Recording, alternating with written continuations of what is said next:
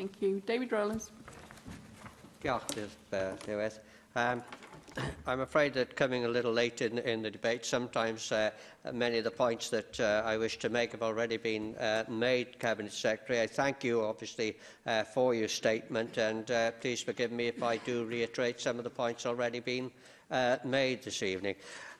The measurement of any programme can be challenging. We see with many plans the focus is often on activities surrounding its implementation rather than its outcomes. What is Cabinet Secretary putting in place in order to monitor the effectiveness of your active travel programme? It has been stated that funding was set at £5 per head of population. We've already talked of funding, but it has been mooted that it's probably nearer £3. Could the Cabinet Secretary update us on figures that are more current than that? You mentioned the Scottish figure, but you didn't actually give us that figure, so could you do that as well?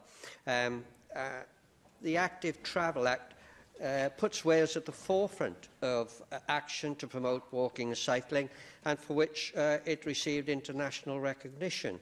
However, the sight of ranks of buses and cars outside schools, often engaged in travelling quite short distances, shows how deep the problem is in affecting a model shift in people's attitudes.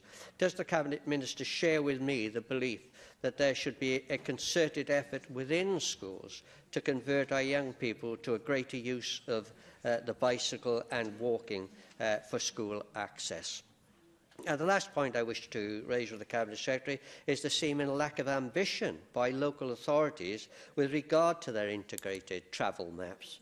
This has been identified by no less an authority than the WLGA, who believe this is due to local authorities' fears of a lack of funding for the active travel infrastructure that they envisage.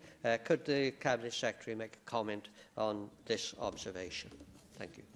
Cabinet Secretary. Can I thank David Rowlands for his questions and actually touch on a point that I should have dealt with that was raised by Jenny Rathbone, which concerns the funding that's available for schemes that are being developed. That £5 million that I talked of earlier is being allocated for the purpose of bringing schemes to construction, the point of construction.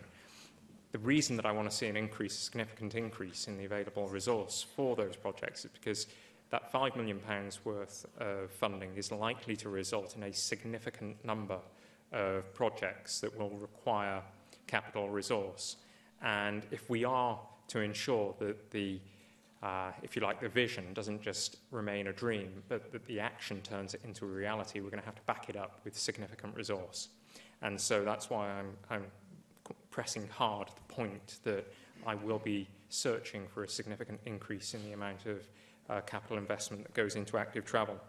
The member raised the figure of £16 per head in Scotland. The overall sum that is spent in Scotland, it's increased significantly recently, is £80 million.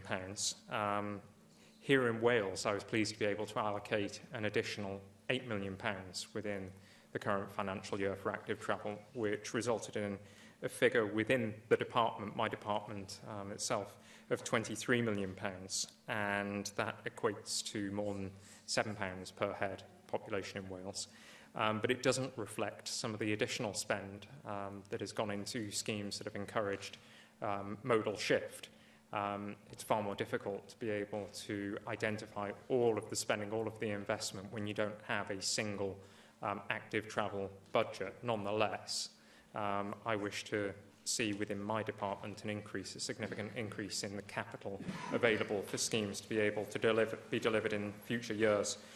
And I think that the variation in the quality of submissions from local authorities demonstrates that the challenge for councils across Wales has not been primarily one of financial resource, but of a willingness and a belief in this agenda, a willingness to work hard to deliver excellent integrated network maps and to contribute to this agenda meaningfully, often with a financial resource. There are exemplar councils in Wales in this regard, and and I wish to see all councils perform extraordinarily well in the years to come.